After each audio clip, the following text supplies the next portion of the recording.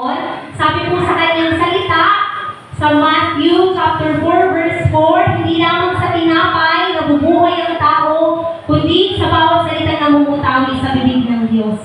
Kaya po tayo makinig ng mabuting balita ng ating Panginoon at ang maghahayag po ito walang iba kundi ang ating minamahal ginagalang Brother Chito Agravante. Tayo po umawit ng ating covenant song, El Shaddai.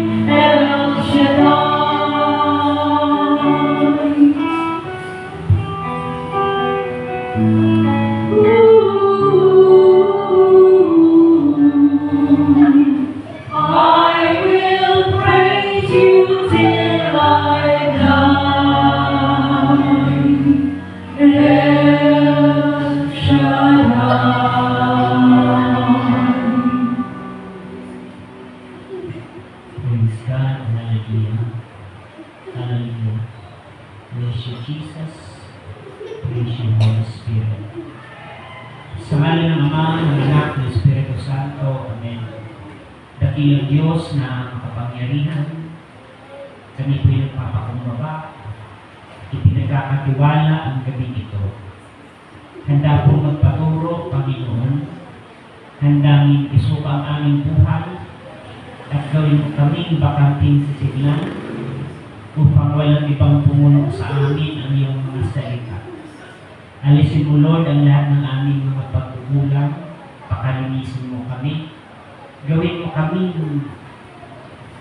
totoo at banal sa iyong harapan sa pamamagitan ng iyong pagpapatawad. Sapagkat hindi po kami makakaranas ng iyong kapangyarihan, malibang maranasan namin, Lord, ang iyong grasya at habag. Sa gabi ito, Panginoon, naniniwala po kami na totoong Diyos ang aming nilalapitan. May kapangyarihang Yahweh Shaddai ang aming inaasahan. At mayroong himala ang patuloy na magaganap sa aming buhay. Hindi lamang sa oras ng gawain, Panginoon, kundi lalong-lalo na sa panahon na kami po ay nahihirapan, sa panahon na hindi namin alam ang aming gagawin, sa panahon na hindi namin alam kung ano ang aming pupuntahan. Ikaw, Yahweh, El Shaddai, ang aming gabay.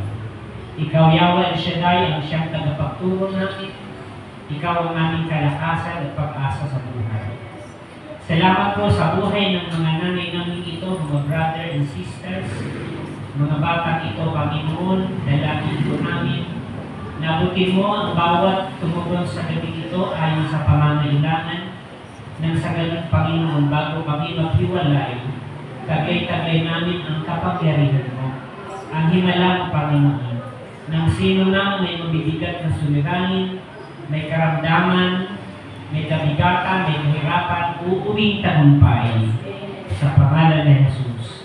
Aming inaangkin ang katugunan ng aming hangarin. Sa pangalan ni Jesus, say Amen. Amen. Sa ngalan ng Ama, ng Anak, ng Espiritu Santo, Amen. Purihin ang Panginoon. Purihin ang Panginoon, si Cristo.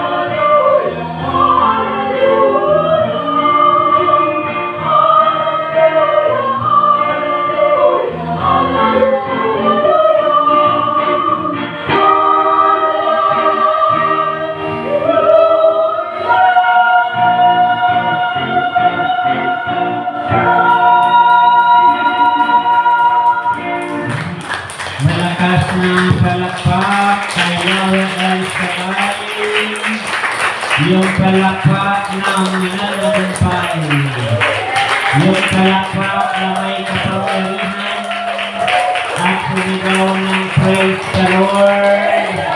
Hallelujah! Amen. At harapin mo ang iyong katabi, sabihin mo, sister, brother, smile naman dyan.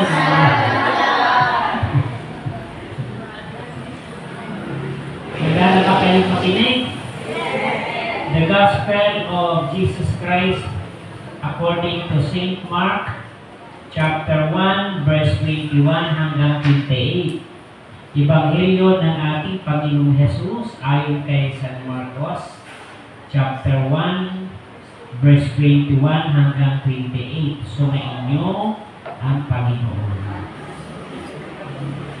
Nagpunta sila sa Capernaum ng sumunod na araw ng pamamahinga, ay pumasok si Jesus sa sinagoga at nagturo.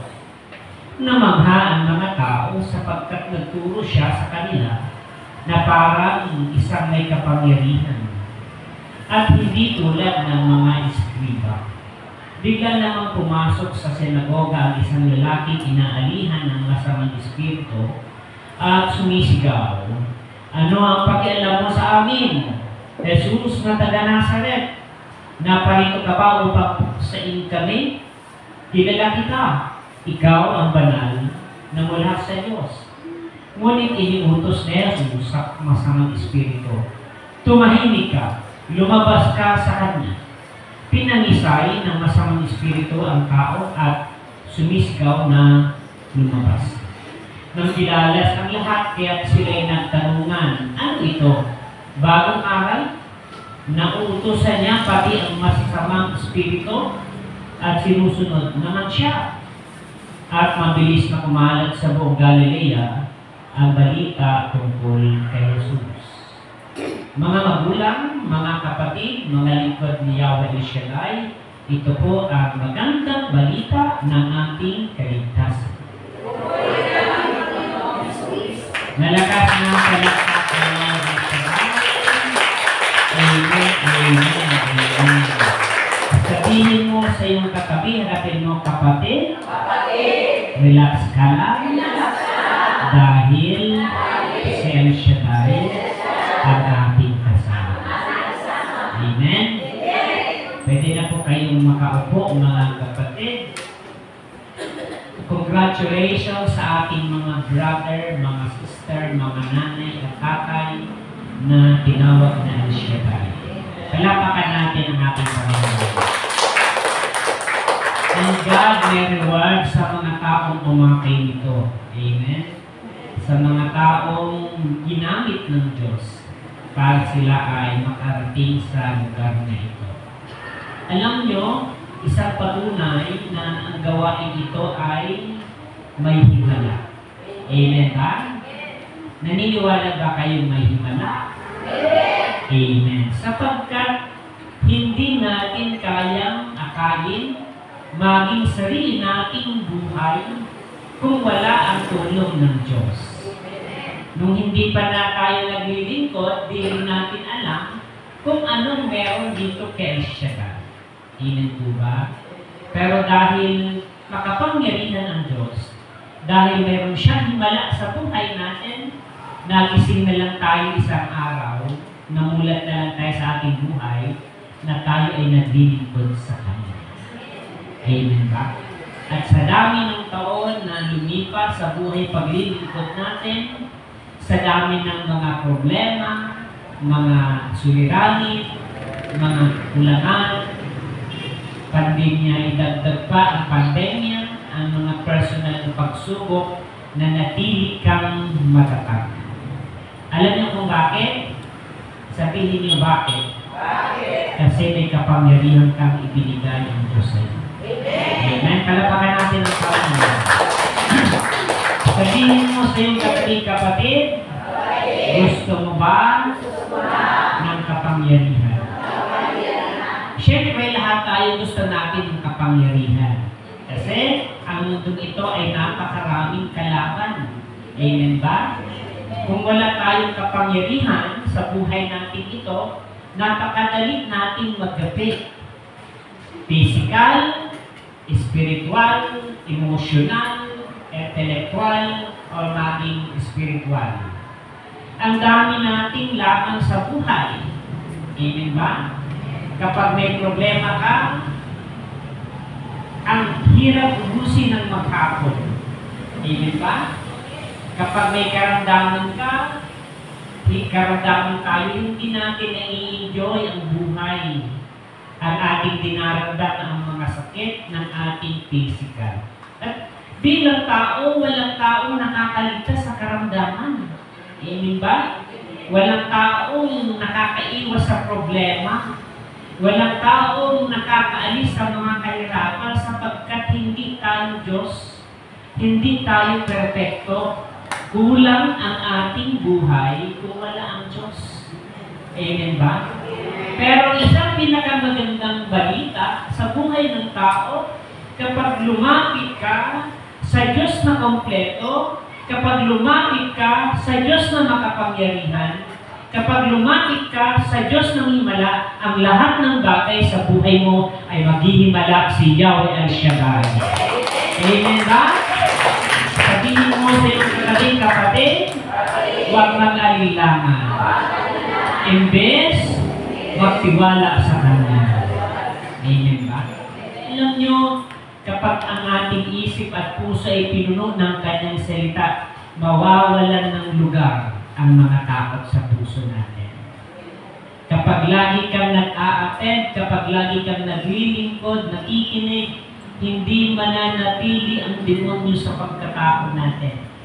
Hindi siya magiging komportable sa buhay mo sapagkat ang pwede lang manahan sa buhay mo ay si Jesus.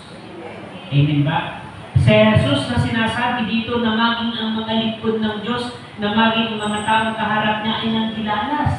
Parang may kapangyarihang magsalita ang taong ito, hindi lang parang kundi may kapangyarihan talaga si Jesus. At alam nyo, ini-estimate nila si Jesus sa pagiging Diyos sapagkat si Jesus ay kilala nila na taga Nazaret.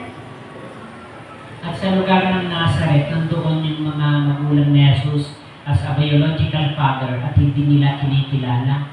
Hindi nila nare-recognize na si Jesus ay galing kay El Shaddai. Amen ba? Pero napatahimik ni Jesus ang masamang espiritu. Sabi niya, tumahimik ka, lumabas ka sa Kanya. Pinanisay niya ang masamang espiritu ng tao at sumisigaw na lumalabas.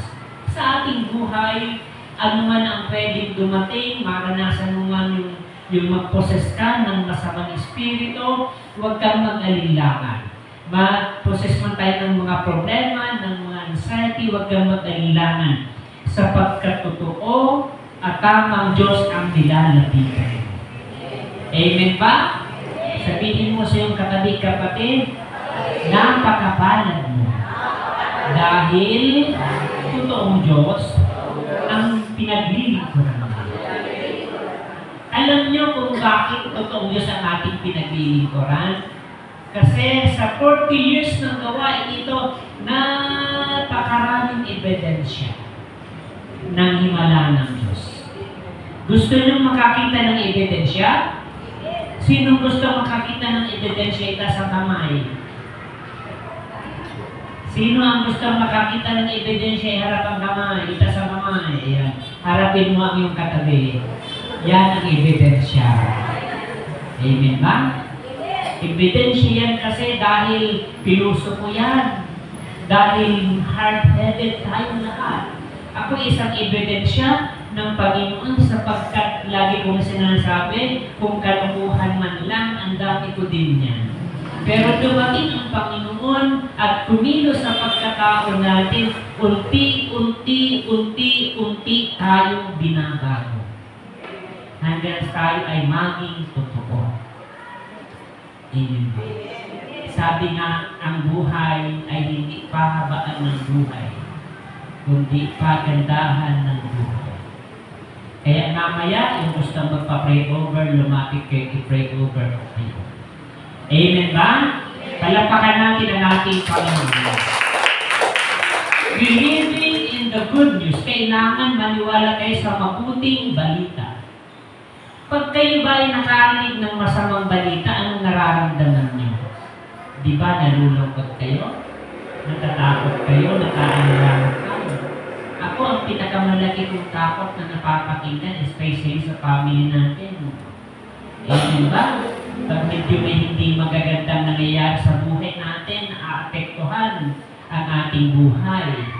Lalo-lalo na sa mga magulang natin na wala nang ibang isip sa kanilang mga anak, hindi na nag-isip ng kanilang sarili, makita lang na ang kanilang mga anak ay nasa mabuting kalalagayan. Ang bawat patak ng luha nila, ang bawat tibok ng puso nila ay hindi lang para sa kanilang sarili, kundi sa kanilang minamahal sa buhay. Kung tayo ay naaapektuhan ng masamang balita, mayroong magandang balita sapagkat may mabuting balita. At alam nyo, ang mabuting balita ay may kapangyarihan. May kapangyarihan sa mga taong may pananampalataya sa Kanya. May kapangyarihan sa mga taong tumatalima sa gusto ng Diyos. Amen ba? Kailangan maniwala tayo sa good news at yakapin ang power and authority. Yakapin ang kapangyarihan at authority, mga kapatid. Ang lahat ng kapangyarihan, ang lahat ng otoridad sa mundo ito ay nanggaling kay Jesus. Bakit yung mga tao dito sa bansang Pilipinas ay minsan nagumagawa ng mali? Kasi ginagamit nila yung otoridad sa mali. Amen ba? Yung may mga hawak ng kabal ng bayan, hindi nakakaalam ng mga tao, nagagamit nila sa mali sapagkat mayroon silang power na gamitin ang kanilang kapangyarihan. Ikinig ba kayo? Tayo, wala man tayong kapangyarihan ng mga mundong ito. Mayroon tayong kapangyarihan na galing sa Diyos at hindi lang natin papakinggan, hindi lang natin aalamin, kundi yayakapin natin. Pag sinabing yakapin, talagang bumubuo sa pagkatao mo. Amen ba? Ang isang magulang sa kanyang anak ay hindi nakokontento na tinitingnan lang, kundi niyayakap yun. Ito ang tinatawag na intimacy, ang tunay na pagmamahal. Ganon din sa salita ng Panginoon, kailangan yakapin natin ang salita ng Diyos. Hindi palipas oras lang, hindi baliwala lang, hindi libangan lang, kundi ito'y mismo yung buhay natin. Kumbaga, siya ang dugo at laman natin. Amen ba? Pakitanong sa iyong katabi kapatid, sinusundan mo ba? Anong sagot? Salamat sa Lord. Palapakan natin sa Lord. Kailangan i-recognize natin ang kahalagahan ng pagtuturo ni Jesus at kapangyarihan niya sa buhay natin. Kapag nasa atin ang kapangyarihan ng Diyos, hindi na tayo masyadong natatakot. Kasi meron tayong Diyos na masusumbungan. Amen ba? Ang mga anak, mga bata, kapag nasaktan, nakakuha ng kaaway, tatakbo agad sila sa kanilang magulang sapagkat naniniwala sila na ang kanilang magulang ay may kapangyarihan na ipagtanggol sila. Ganon din sa buhay natin sa harapan ng Diyos. Kapag tayo ay dumarating sa limitasyon ng buhay natin, lalapit ka sa Diyos, magsusumbong ka sa Diyos, lalapit ka sa Diyos sapagkat ang ibig mo, mga kapatid, maranasan ang kanyang kapangyarihan. Amen ba? Mga kapatid ko, sa Panginoon, kailangan makita natin ang kahalagahan ng mga turo ni Jesus sa buhay natin. At ang mga turo ng ating Panginoon sa buhay natin ay unti-unting magbabago ng ating pag-iisip. Alam niyo kung bakit? Minsan tayong lahat ay mas madali tayong magduda kaysa magtiwala. Kaya minsan pag meron tayong mga sakit, lalong dumadami yung sakit kasi nadadaig na tayo ng takot. Amen ba? Nadadaig na tayo ng alinlangan. Hanggang sa dumating yung balisa na tayo at naapektuhan na yung ating buhay, mga kapatid. Pero sa pagkakataon na tayo ay dumarating sa problema, lagi mong tandaan, magbuntong hininga ka lang at sasabihin mo, may Jesus pala akong tutulong. Sabihin mo, may Jesus pala akong kakampi. Amen ba? Minsan napapabuntong hininga tayo kasi ang bigat ng ating mga dalangin. Amen ba? At hindi natin mararanasan ang sarap ng buhay kapag ang ating puso at isip ay okupado ang problema. Huwag mong hayaan na okupahin ka ng problema. Huwag mong hayaan na okupahin ka ng mga suliranin. Kung meron nang pwedeng mag-okupa sa atin ang salita ng Diyos. Kaya nga lagi kong sinasabi, napakapalad nyo sapagkat walang Lunes, walang Martes, walang Miyerkules na hindi kayo pwedeng makarinig ng salita ng Diyos. Naalala ko yung nanay ko nung kami bankrupt na, nagkaloko-loko na yung buhay ni, sabayan pa ng karamdaman, ng sakit ng tatay ko noon, ng kawalan ng pera. Ang nanay ko wala nang ibang napuntahan kundi ang gawain. Wala na siyang pakialam kung may pera o wala. Wala na siyang pakialam kung anong pwedeng mangyari. Ang alam na lang nanay ko ay lumapit at tumawag kay Yahweh El Shaddai. Alam nyo, yung panalangin ng mga magulang natin along the way, akala mo wala ka ng pag-asa, akala mo matatapos ka na, akala mo wala ka ng kagalingan, nagkakamali ka. Amen ba? Sapagkat may totoong Diyos na tutulong sa atin. Amen ba? Kaya pag nagka-problema ka, mag-gising ka agad. Pag nagkaroon ka ng sakit, mag-gising ka agad. Sabihin mo sa sarili mo, nagkakamali ako sapagkat may kakampi ako. Amen ba? Sabi ko nga sa inyo mga kapatid ko sa Panginoon, bilang mga preachers, ang dami rin din namin dinadaanan. Maganda lang mag-preach, maganda lang mag-share ng Word of God, pero yung laban sa tunay na sirkumstansya, hindi madali. Masarap sa prayer meeting, kundi, pero yung mamarap pa sa tunay na laban ay hindi madali. Napakabigat ng hamon ng buhay, pero salamat sa Lord, sapagkat God will sustain. Sabihin mo, God will sustain. Isusustain niya ang mga kahinaan mo. Dadagdagan niya ang mga limitasyon natin sapagkat mayroon siyang power. Napakatalino ni Brother Mike. 1 plus 1 equals 3. Power, power, power. Pag may dalawa sa inyo sa bahay na nagkaisa kay Jesus, nandoon si Jesus. At nandoon yung kapangyarihan.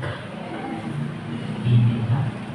Kaya mga kapatid ko sa Panginoon, hanapin ang pinakamalalim na pag-unawa sa salita ng Diyos na ito'y magbago sa ating pagkatao. Sabi nga sa kasabihan, sa science, you become what you eat. Pag ang kinakain mo ay mga karne at mga gulay, may epekto sa ating physical na katawan. Sapagkat ang bawat pagkain ay may kanya-kanyang nutrients, mga kapatid. Sabi-sabi sa mga pag-aaral, lalo na ngayon ang daming natututunan. Pag nag-inom ka daw ng tanglad na juice, makakaalis, makaka-relax. Ang dami ngayong mga turo, di ba? Sa social media, ang dami-daming mga advice, mga herbal tea. Sapagkat nataalam na mga kapatid mo sa Panginoon. Ganon din sa buhay natin. Kung ang tatanggapin mo ay mga kontaminadong balita, masasira yung buhay natin. Pag ang kinakain natin puro taba, puro kolesterol, huwag kang magtaka na isang araw sisingilin ka ng sarap ng baboy. Amen ba? Minsan napapakain ako ng baboy. Yung asawa ko napakahigpit sa pagkain. Talagang hindi siya kumakain ng baboy kahit pansit, maamoy ang baboy. Ayaw niya, sabi ko, di ko pa yung Muslim.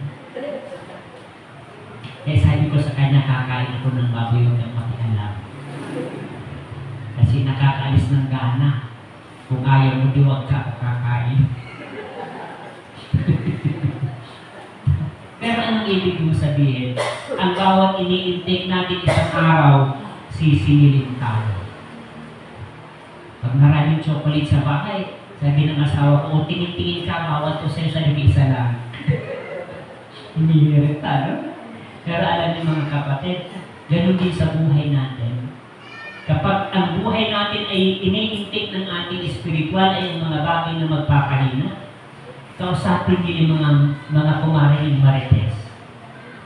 Isang araw magiging marites din tayo. Amen ba? So, hanapin natin ang mas malalim na pag-unawa sa salita ng Diyos. Yakapin ang mabuting balita na may pamumuhay na active sa buhay natin. Kailangan naka-align lagi ang ating buhay ayon sa plano at gusto ng Diyos. Amen ba?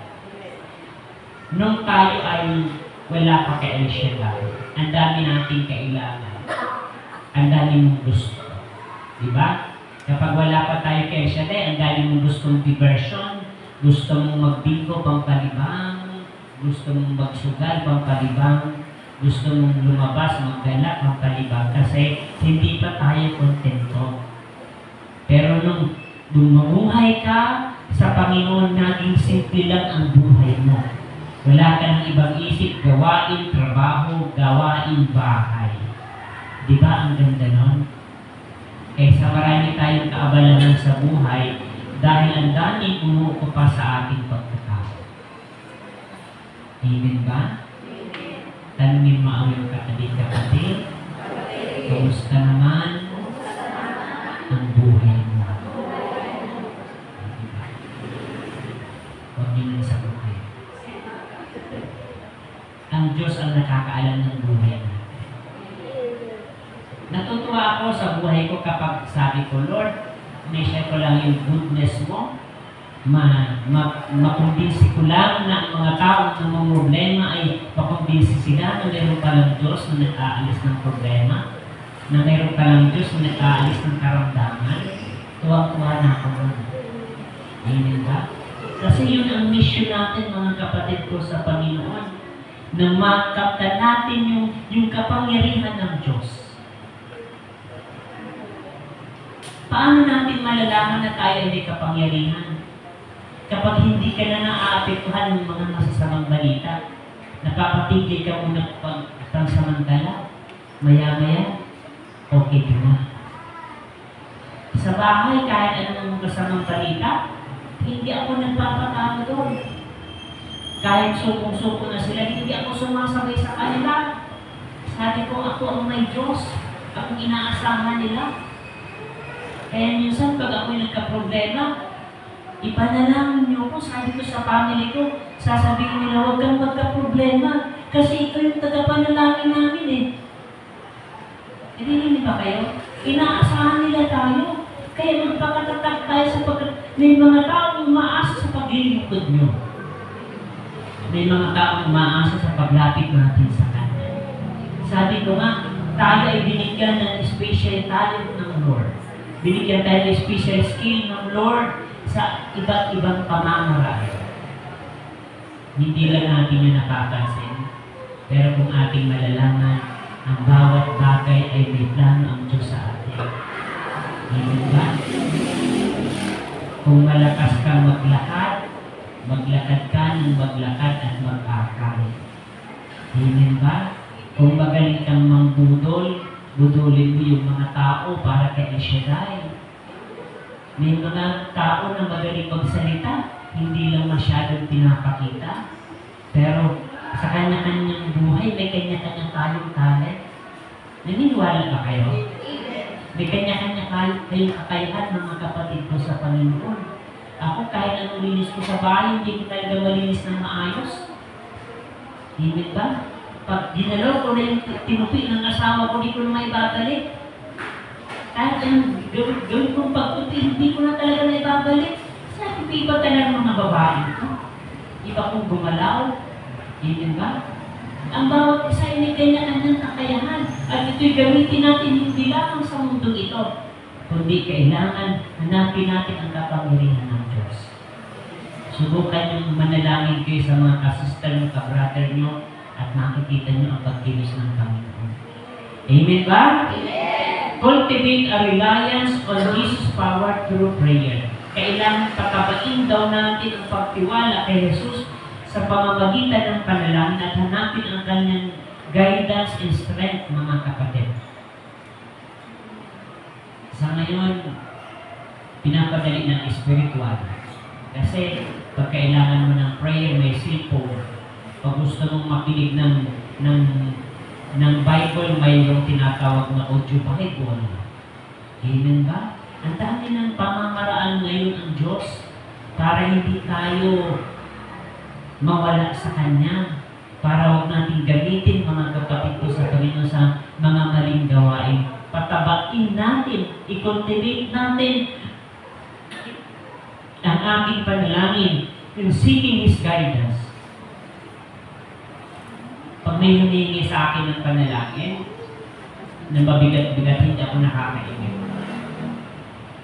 Sabi ko sa sarili ko, ang hirap nito Pag may hiningi sa akin ng prayer, na parang akala ko wala ng pag-asa, hindi ako nakakaingit.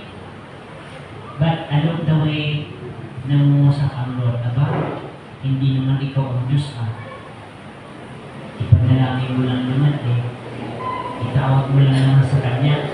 At hindi ikaw, Brother Chito, kundi si El Shaddai ang magpapagaling. Ituloy mo yung palakpak mo.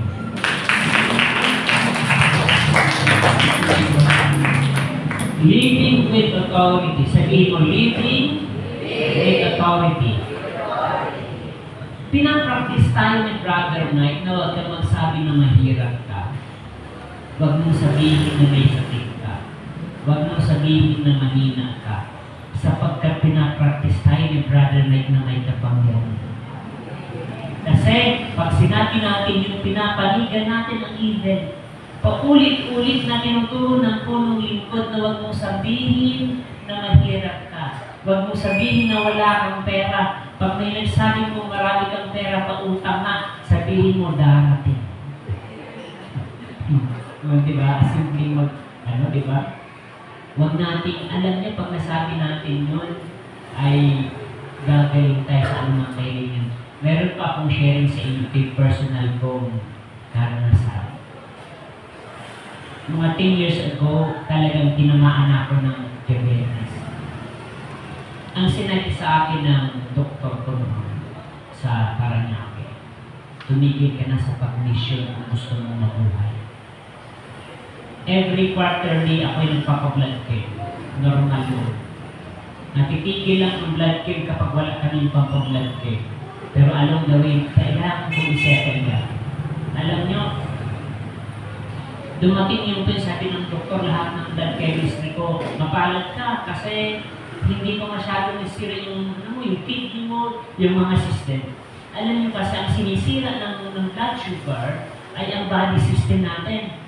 Pag hindi na normal yung ihi mo, kapag masakit na yung bewang mo, kapag lagi ka lang nagdi-dizziness, mahina ng katawan mo, ibig sabihin kung di epekto na yung blood sugar.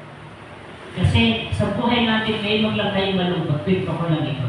Sa buhay natin ngayon, normal na yung mga pagkain natin.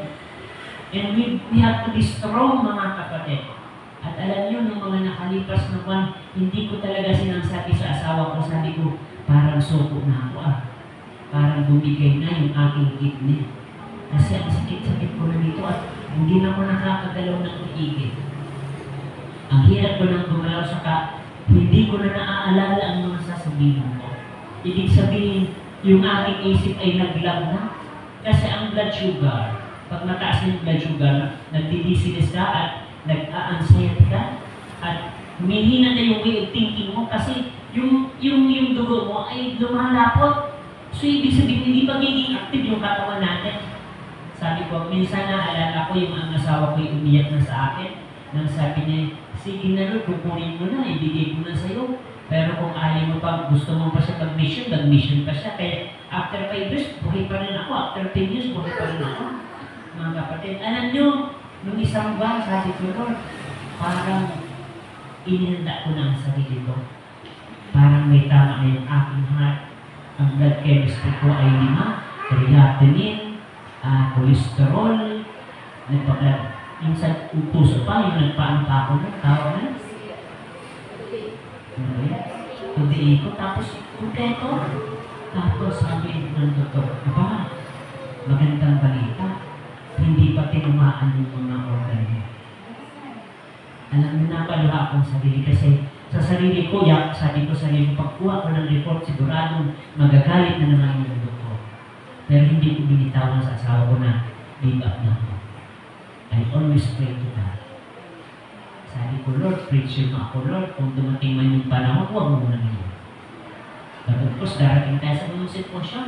Pero siyempre kung tayong kakaling, gusto natin masustain yung buhay natin. At lagi natin sinasabi, kapag ang Diyos ay tumino sa atin, palagi may mangyaring himala sa buhay natin. Kaya sabi ng doktor ko, di ba nag-jogging ka nung ituloy-tuloy mo ulit yung walking mo para matulungan niyang tuloy-tuloy ka na dyan.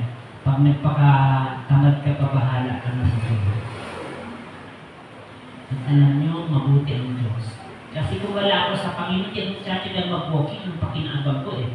Pero meron tayong iniingatan. Gusto nating magamit ng Diyos. Pag nakita ng Diyos ang dahilan kung bakit ka mabuhay, iingatan ka ni Yahweh El-Shaddai. Amen? Sabihin mo sa mga katabi kapatid, ilapit mo ang buhay mo kay Yahweh El-Shaddai. Amen ba? Empower others by sharing the good news. Palakasin ang iba sa pamamagitan ng pag-share ng kabutihan at hanapin ang kapangyarihan ng Diyos. Alam nyo, sabi ng Panginoon, wherever 2 or 3, who will ask in Jesus' name, God will answer your prayers. Ano yung authority? Na kapag binanggit mo ang pangalan ni Jesus, ibibigay ng Ama ang kahilingan niya. Jesus is the mediator, siya ang tagapamagitan sa atin. Nagkatawang tao para ang lahat ng kahilingan natin bilang tao ay iabot sa Ama. Parang ganito yan, si Jesus ay nakakabit sa Ama at ang kanyang isang kamay nakakabit sa atin. Siya ang ating tagapagligtas sa lahat ng bagay. Kaya sabihin mo sa katabi, kumapit ka kay Jesus nang sa ganon tayo ay makakonek sa ating Amang nasa langit. Tinanamo yan ng Diyos. Kaya ang gusto ng Panginoon, magkaroon tayo ng magandang relasyon sa Kanya. Sapagkat siya ang may-ari ng lahat ng bagay. Nabasa ko kanina sa Facebook habang nag-school ako. Sabi ko nung naghihingi ng panalangin, isang matandang mahirap, Lord, padalhan mo ako ng pagkain. Humihingi siya sa radio ng tulong at nananalangin na padalhan siya ng pagkain. May nakarinig na isang suwahin. Padalhan ko ito ng pagkain. Pero sasabihin ko sa magdadala hindi galing sa Diyos, kundi galing sa demonyo. Isang artist, ewan ko kung nadaanan niyo na sa Facebook, sabi nung babae humihingi ako lang ng panalangin, dito may nagbiro din at usuin na lalaki. Pinadalhan ng pagkain at sabi niya, sabihin mo sa babae ito na galing sa email. At alam niyo nang idala yung pagkain sa matandang babae, hindi nagtanong yung babae kung saan galing. At ang sabi nung nagdala, hindi mo ba itatanong kung saan ang galing? At sabi ng babae, hindi ko na itatanongin. Kasi kahit ang demonyo ay kaya utusan ng Diyos para ako'y pagpalaki. Amen ba? Kapag ang Diyos ang nag-utos sa lahat ng bagay, ano man ang kalalagay mo, pagpapalaki ka niya. Alam niyo kung bakit? Sabihin niyo bakit? May kapangyarihan ka. Amen. Tumayo na po tayo lahat mga kapatid ko sa Panginoon.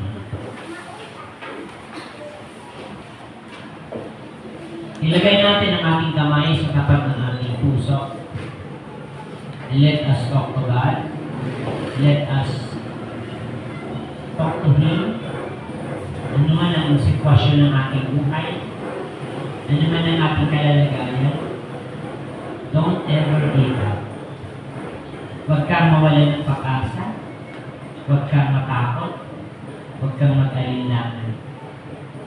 Lagi mong itanim, kaya tayo tinawag ng Diyos para bigyan tayo ng authority, bigyan tayo ng kakayahan na malampasan ang bawat hamon ng buhay. Mga kapatid, magulang, minsan mas madaling sumuko, minsan mas madaling umayaw, minsan madaling gumibap sa problema, pero walang magandang kahahantungan ng buhay natin. Sa kabila ng mga sakit, hirap, ilalabanan natin ito sapagat gusto natin mabuhay na may katatagan at pag-asa. Pero lagi nating tandaan, hindi natin kayang iwasan ang mga problema, karamdaman, o suliranin. Pero ang mahalaga, sa kabila ng sitwasyon ito, meron tayong Diyos na magbibigay ng lakas, magbibigay ng kapangyarihan, magbibigay ng katatagan, magbibigay ng pananampalataya. Nang sa ganon, ang lahat ng bagay sa buhay natin ay kaya natin malampasan. Kapatid, hindi ang magulang mo, hindi ang asawa mo, hindi ang kapitbahay nyo, hindi ang sino pa mang makapangyarihan sa mundo, kundi si Jesus ang siyang dahilan kung bakit tayo nandito. Kaya sa gabing ito, lumapit ka sa Kanya, tumawag ka sa Kanya.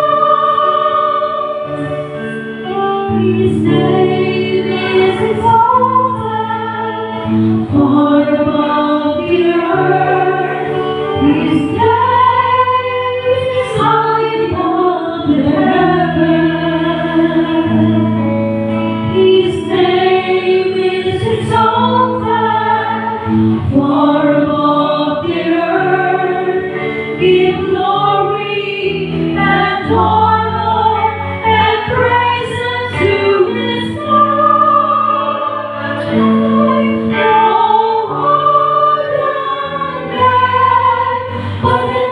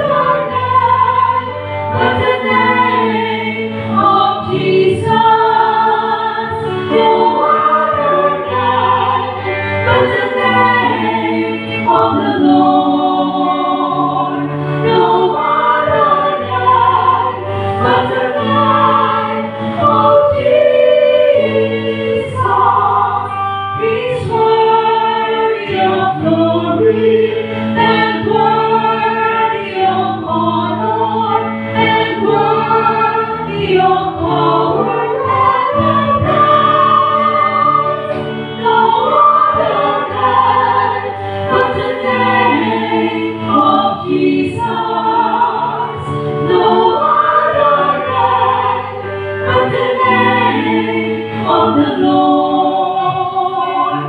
No other God but the blood of Jesus is worthy of glory and worthy of honor and worthy of power and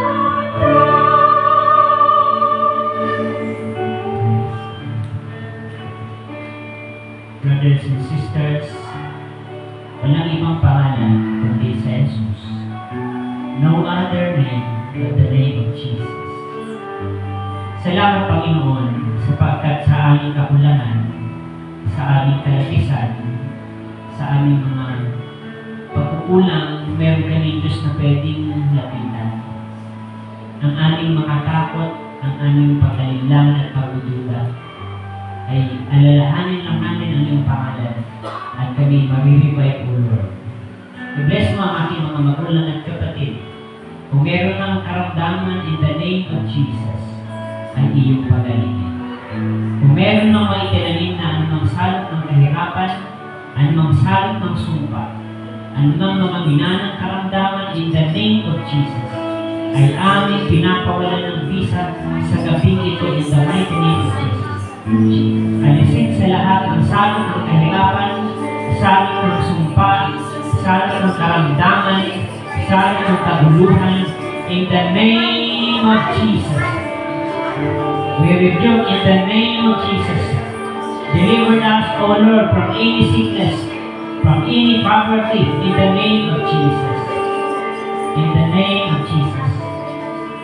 Brothers and sisters, tanggapin natin na tayo lahat ay mga anak ni Yahweh. Sa pamamagitan ng pagputos ni Jesus, ay may kapangyarihan tayo. May kapangyarihan tayo na lumaban sa bawat hamon ng Diyos. Sa gabing ito, pakinggan nyo at sundan natin ang panalangin bilang gabay natin sa araw-araw ng ating buhay. Dakilang Yahweh ay Shaddai. Sa pangalan ni Jesus, tinatanggap ka namin bilang aming Diyos at tagapagligtas, hari ng lahat ng hari, Diyos ng lahat ng Diyos. Maghari ka sa aming buhay, sa aming isip, sa aming buong pagkatao, sa aming buong physical na katawan. Ikaw na lang, Panginoon, ang manahan sa aming buhay mula ngayon at magpakailanman. Palayain mo kami sa lahat ng kasamaan, sa lahat ng kadiliman, sa lahat ng itinim ng kalaban. In the name of Jesus, we receive you, Jesus, our Savior and Lord in our lives. Panginoon, salamat po. Dalangin po namin ng bawat isa'y tumanggap sa iyo at tumating ka muli upang ma-reactivate ang buhay pananampalataya namin. Sa pangalan ni Jesus, say Amen. Amen. Amen. Amen. Amen. Sa ngalan ng Ama, ng Anak, ng Espiritu Santo. Amen. Purihin at palapakan si Yahweh. Ang ating pong itaas ang mga bagay-bagay na gusto nating basbasan ni Yahweh ang Shaddai. Dakilang Diyos na makapangyarihan, nakataas po ang kanilang kamay, may manghawak ng mga bagay-bagay. Ang tubig, ang langis, ang mga prayer requests, mga handbags, bags, wallets, documents, pictures kung meron man, religious articles. Ang kamay na nakataas ay pray, Father God.